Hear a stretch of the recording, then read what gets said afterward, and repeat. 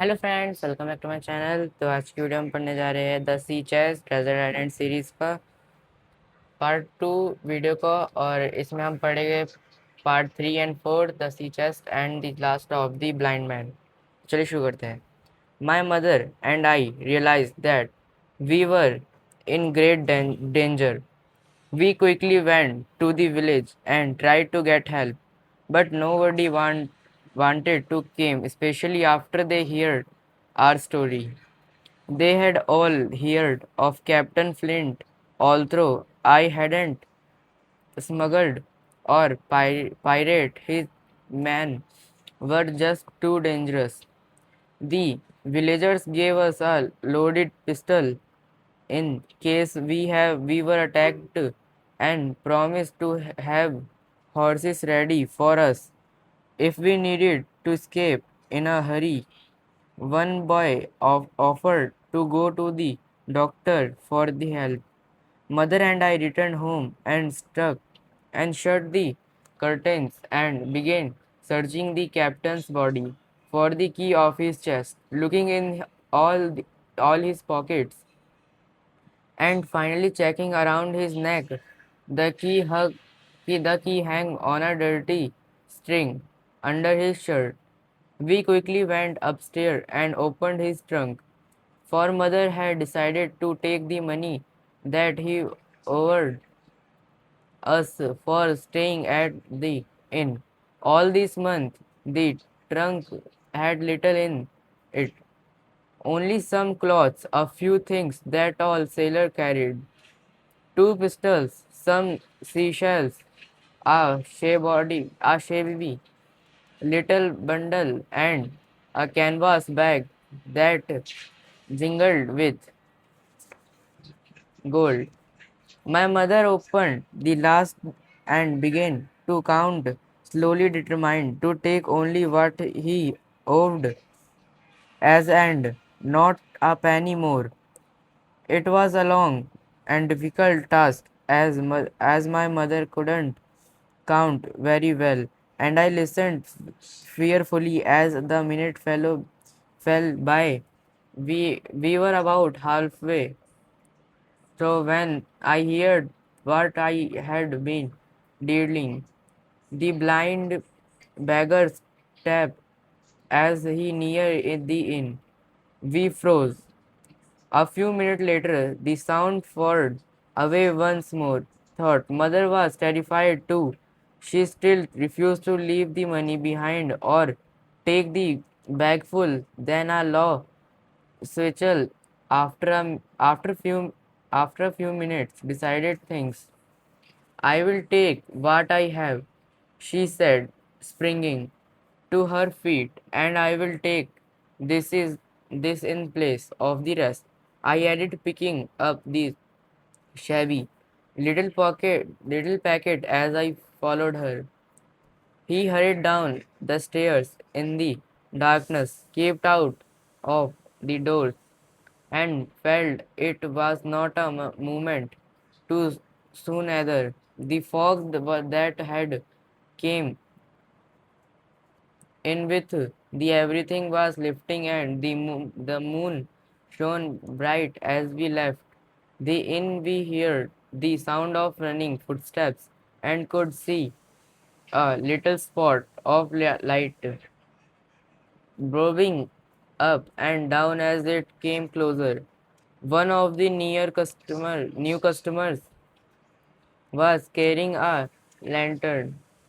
My dear, my mother suddenly said as we approached it, to the bride you take the money and run on. I am feeling faith. I was now sure that it was the end of us. I helped her stumble to the edge of the bank. As we reached there, she gave a sign and fell on my shoulder. She had fainted. My fear must have when my me strength because I don't know how I managed to drag her down the bank and under the bridge. I I crawled in a little way and lay there, hoping that the villains would look lock down and see us. fourth part, the last of the blind man.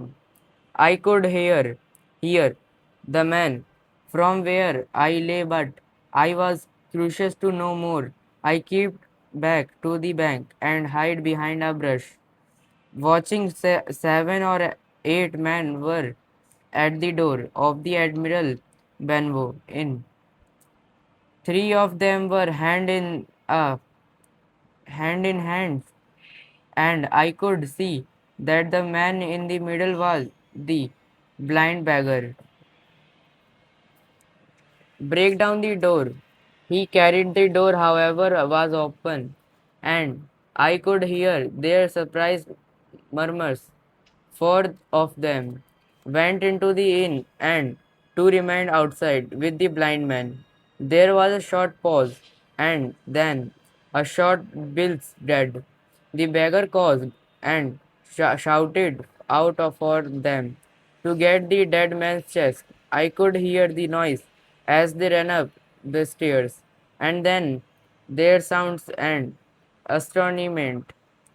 The window of the captain's room was flung open. Phew,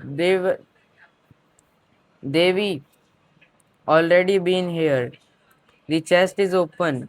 A man called out to the beggar. Did you search Bill? He called back. Yes, the man responded. There nothing left. Phew began to curse and swear so hard I swerved. He knew that he had been there recently. The man began to search the house and could hear the crashing and banging as they threw the furniture around and kicked the door. Then suddenly, over the noise, I heard the whistle again. This time, repeated twice.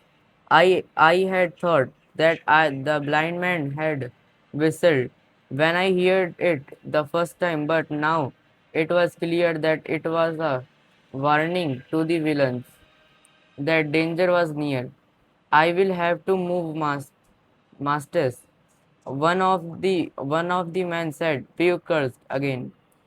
They can't be far. Your dogs. Look for them. 2 of the men began to look around, but half earthed, for they were more concerned about the danger to them. POV continued to swear and curse all the wisely, and finally the man began to argue back. Hang it, Pew. We have bill money. Stop billing. One of them exclaimed. This angered POV very much, and he struck out left and right with his stick and hit some of the men crudely. They in turn began to damn the blind man, and it became a full squirrel. This fight saved my mother and me. They were still arguing when from the top of the hill they heard the tramp of galloping horses. As soon as they heard the horses, the villain panicked.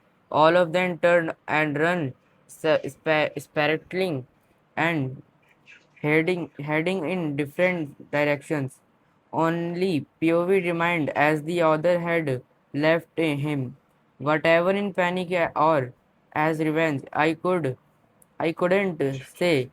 He began to tap and grope around trying to feel his way to his champions, calling their names. POV passed me just as the horses appeared. He also seemed to realize that he was going in the wrong direction and turned with a scream. It was Tribble, watching him roll into the ditch and then scramble out totally confused and heard right into the path of the oncoming horses. The rider tried to stop, but it happened too fast. The horse trampled the blind beggar who moved no more. Thank you for watching. अगर आपको ये video अच्छी लगी और ये part अच्छा लगा हो तो आप अगले पार्ट के लिए हमारे चैनल को लाइक एंड सब्सक्राइब जरूर करें।